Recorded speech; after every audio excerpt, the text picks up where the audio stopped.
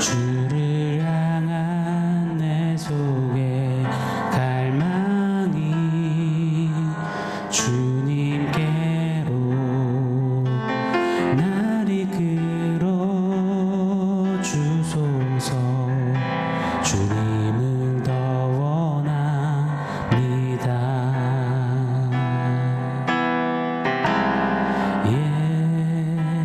예수 사랑합니다. 간절히 더 원합니다.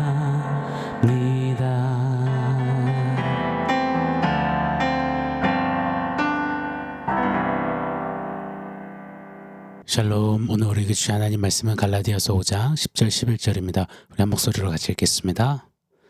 나는 너희가 아무 다른 마음을 품지 아니할 줄 주 안에서 확신하노라. 그러나 너희를 요동하게 하는 자는 누구든지 심판을 받으리라. 형제들아, 내가 지금까지 할례를 전한다면 어찌하여 지금까지 박해를 받으리요? 그리하였으면 십자가의 걸림돌이 제거되었으리니. 아멘. 나는 한 우물만 팝니다. 외길 인생을 살아왔습니다. 우리는 보통 이런 분들을 장인 또는 달인이라고 부르곤 합니다. 예를 들어 한국 대표 제과제빵 장인으로 고 공윤택 씨를 꼽더라고요. 일제시대 어려운 형편 속에서도 제과제빵에 대한 꿈을 꾸고 일본으로 건너간 거예요. 치열하게 배우고 기술을 연마했다고 합니다. 그 고생은 말로 다 할 수가 없었다네요. 그렇게 광복 이후에 조국으로 돌아왔고 매우 가난했던 시절이지만 그럼에도 그의 제과제빵 기술은 센세이션을 일으켰다고 해요. 일본에서 참아가며 그 기술을 배우고 연마할 때 정말이지 눈물 젖은 빵을 먹으며, 아니요, 때론 그 눈물 젖은 빵도 없어서 쫄딱 굶으며 치열하게 연구하고 인고의 시간을 보냈다고 합니다. 빵을 만드는데, 빵을 굽는다는데 배는 굶고 있다는 거, 이거 아이러니하잖아요. 그만큼 아끼며 고생하며 오직 제과제빵만을 위해 살아온 겁니다. 특히나 위생에 있어서 철두철미했던 그는 제빵사들에게 하얀 조리복과 모자와 앞치마를 착용하며 일하게 했고, 이것이 제과 업계의 초창기에 기반 확립이 되었다고 합니다. 가난한 시대 무슨 제과제빵이냐 하겠지만 누가 뭐라든 외길을 묵묵히 걸으며 피땀 눈물을 흘렸던 이 제빵 분야에 있어서, 한 분야에 있어서 마스터, 전문가가 된 고 공윤택 씨, 이런 분들을 우리는 장인이라고 합니다. 이런 장인들이 시간 속에 또 곳곳에 참 많습니다. 도자기 장인, 서예 장인, 판소리 장인, 가야금 장인, 공예 장인, 수제 양복 장인, 설렁탕 장인 등등 말입니다. 또한 생활의 달인이라는 프로그램을 보면 진짜 외길 인생들이 많더라고요.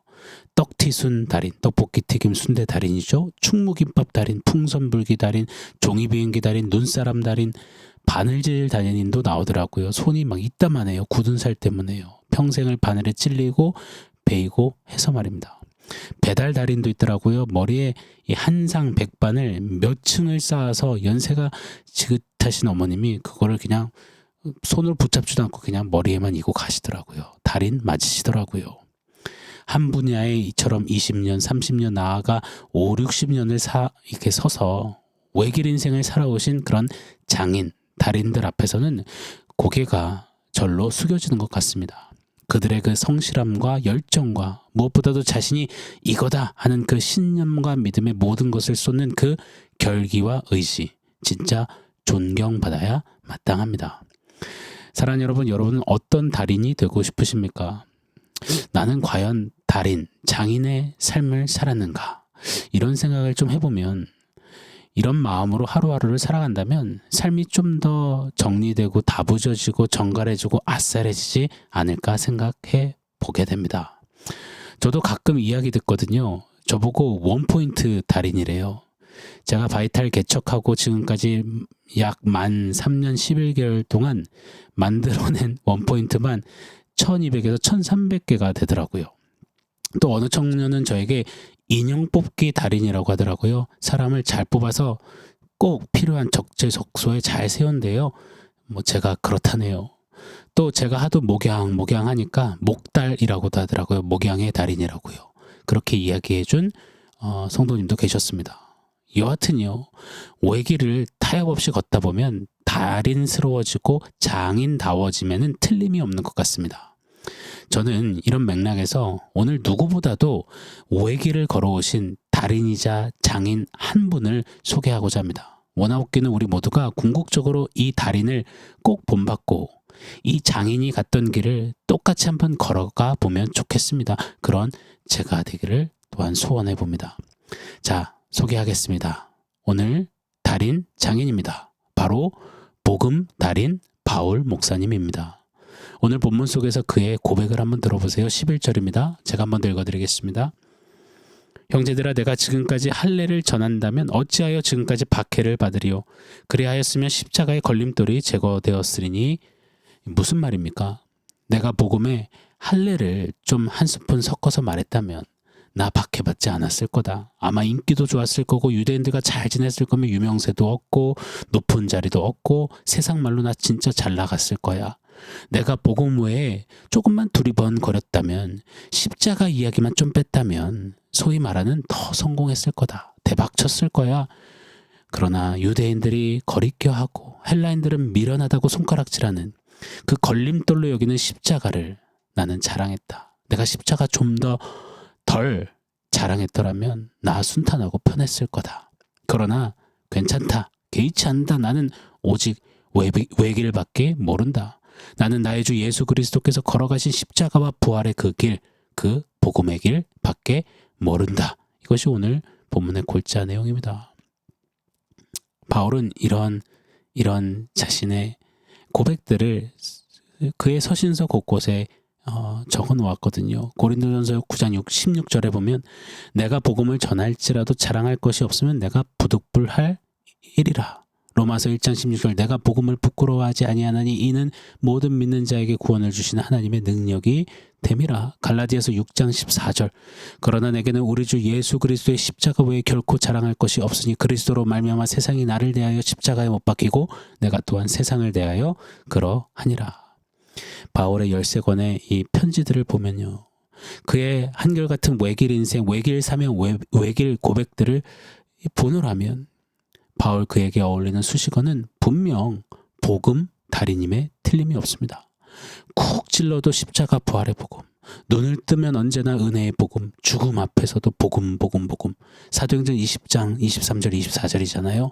오직 성령이 각성해서 내게 증언하여 결박과 환난이 나를 기다린다 하시나 내가 달려갈 길과 주 예수께 받은 사명 곧 하나님의 은혜의 복음을 증언하는 일에 마치려 하면은 나의 생명조차 조금도 귀히 여기지 않겠노라. 그가 죽음 앞에서도 복음 달인으로 그렇게 끝까지 외길을 걸어갈 수 있었던 그의 자세, 방향성, 오늘 본문 속에서 그의 외침 속에서 우리 짧게 한번 보시자고요. 10절을 제가 한번 더 읽어드리겠습니다. 나는 너희가 아무 다른 마음을 품지 아니할 줄을 주 안에서 확신하노라. 그러나 너희를 요동하게 하는 자는 누구든지 심판을 받으리라. 아멘. 외길 인생 복음 달인 바울의 마음가짐은 단호합니다. 아무 다른 마음을 품지 말라. 이것이 바울의 자세요 태도였습니다. 복음에 적은 누룩 한 스푼을 섞어 부풀리게 하고 있는 갈라디아 교회 성도들을 향해서, 율법주의자들의 거짓에 휘둘리고 질질 끌려가는 성도들을 향해서 외치는 겁니다. 다른 마음 품지 마. 외길 인생 복음 달인에게는 오직 다른 마음이 없습니다. 한 마음뿐이라는 거예요. 여러분, 달인들 보세요. 자나깨나 그 생각뿐 아닙니까? 장인 보세요. 늘 머릿속에 온통 하나뿐이잖아요. 어떻게 하면 더 잘 만들어낼 수 있을까? 연구, 분석하고 계산하고 공식을 세우고 복귀하고 어떻게 하면 같은 실수를 줄이고 더 완성도를 높일 수 있을까? 심사숙고하잖아요. 그냥 한 마음으로 가득하잖아요. 바울은 복음으로 한 마음으로 가득한 겁니다. 예수 십자가 부활의 복음뿐입니다. 은혜밖에 몰라요. 왜냐하면 죄인 중에 괴수인 자신을 그리스도께서 당신의 마음에 가득 담으셨기에 바울은 크게 너무 감격스러워서 이제 바울 자신도 그리스도만 한 마음으로 담겠노라고 고백하며 달려간 복음 달인 외길 바울 목사님입니다. 아무 다른 마음을 품지 말라. 이 외침을, 이 선언을 우리도 가슴 깊숙이 새기기를 원합니다. 왜요? 바울에게 그리하셨듯이 죄인 중에 괴수 같은 저와 여러분, 그리스도께서는 저와 여러분을 당신의 마음에 가득 담으셨습니다. 그래서 정확히 내가 되시기 위해서, 우리가 되시기 위해서 이 땅에 오셨고 나를 위해, 우리를 위해 죽으시고 부활하셨잖아요. 그러니 우리도 그리스도로 우리 한 마음에 담아 그 한 마음만 품어야 할 줄 믿습니다. 자, 또요. 외길 인생 복음달인 바울의 태도는 10절 한 번 더 읽어드리겠습니다. 나는 너희가 아무 다른 마음을 품지 아니할 줄을 주 안에서 확신하노라. 그러나 너희를 요동하게 하는 자는 누구든지 심판을 받으리라. 요동하게 하는 자, 또 그리하여 요동치는 자는 모두 다 심판을 받으리라. 매우 매서운, 무서운 말입니다. 그러나 바울의 태도가 분명히 그 안에서 드러나는 거예요. 즉 다른 말로 표현하자면 퇴로가 없다는 겁니다. 다른 길은 없다라는 선포인 겁니다. 다른 길, 요동침, 우왕좌왕, 망설임, 그거 심판을 받으리라. 왜? 천하 만민의 구원을 받을 이름은 오직 한 길, 예수뿐이니, 죄인을 살리시는 것은 오직 한 길, 복음뿐이니, 영원히 사는 길은 오직 한 길, 십자가와 부활뿐이니, 이 한 길 외길에서 요동한다? 이건 뭐 조금 망설였다, 조금 곁길로 빠졌다, 조금 탈선했다, 잠깐 방황했다, 그 정도가 아니다. 그건 끝이다. 그건 심판이다. 이렇게 선포하는 바울 목사님입니다. 사랑하는 여러분, 여러 갈래길 중에 한 길이 복음이 아닙니다. 예수님 말씀하셨지요? 나는 길이요 진리요 생명이니 나로 말미암지 않고는 아버지께로 올 자가 없다. 맞습니다. 오직 한 길, 외길, 예수뿐입니다. 신앙길을 걸으며 여러 길 중 하나를 걷고 있다고 여러분 여기지 마세요. 가다가 아니면 말지, 다시 돌아가지, 아니요, 퇴로가 있다고 여기지 마세요. 출애굽한 이스라엘 백성들이 고기, 부추, 마늘, 파 먹고 싶다고 다시 돌아가겠다고, 애굽으로 가겠다라고 불평했듯이 여러분 그렇게 퇴로가 있다고 돌아가겠다고 하지 마십시오. 퇴로는 차단된 겁니다. 신앙은 오직 복음 한 길, 외길을 가는 겁니다. 그것이 좁은 문, 좁은 길일지라도 그 표대를 향해 뒤돌아서지 않고 가는 겁니다. 누구든지 나를 따르려거든 자기를 부인하고 자기 십자가 지고 나를 따를 것이니라. 맞습니다. 십자가 지고 주님 따라 주님 가신 길을 가는 겁니다. 제자도에 관한 유대의 격언 따라 주님 발에서 일어나는 먼지를 그 뒷구멍이 바짝 쫓아가서 뒤집어 쓰는 그 길, 뒤돌아서지 않고 가는 겁니다. 복음 달인 바울은 그리 외길을 걸었습니다. 그의 마지막 죽음 앞에서 끝자락의 고백이죠. 디모데후서 4장 7절로 8절입니다. 나는 선한 싸움을 싸우고 나의 달려갈 길을 마치고 믿음을 지켰으니 이제후로는 나를 위하여 의의 면류관이 예비되었으므로 주 곧 의로우신 재판장이 그날에 내게 주실 것이며 내게만 아니라 주의 나타나심을 사모하는 모든 자에게도니라. 아멘. 복음 달인 외길 인생 바울처럼 다른 마음을 품지 않는 단심으로, 요동치 않는 부동으로 서는 저와 여러분 우리에게를 축원합니다. 자, 그런 의미에서 원포인트는 이렇게 세워볼게요. 오늘 원포인트입니다. 단심, 부동. 다른 마음을 품지 않는 단심, 요동치 않는 부동, 단심, 부동. 이것도 한번 지어본 사자성어입니다. 원포인트 꼭 기억해 주세요. 복음 달인 복달, 바울 목사님처럼요. 이것저것에 안달, 복달 하지 마시고 다른 건 몰라도 복음만큼은 단심부동하는 저와 여러분 우리기를 원합니다. 오 하나님, 우리도 그리 살아내게 하여 주시옵소서. 아멘. 사랑하는 성도 여러분, 오늘 말씀과 원포인트 기억하면서 우리 함께 기도하겠습니다.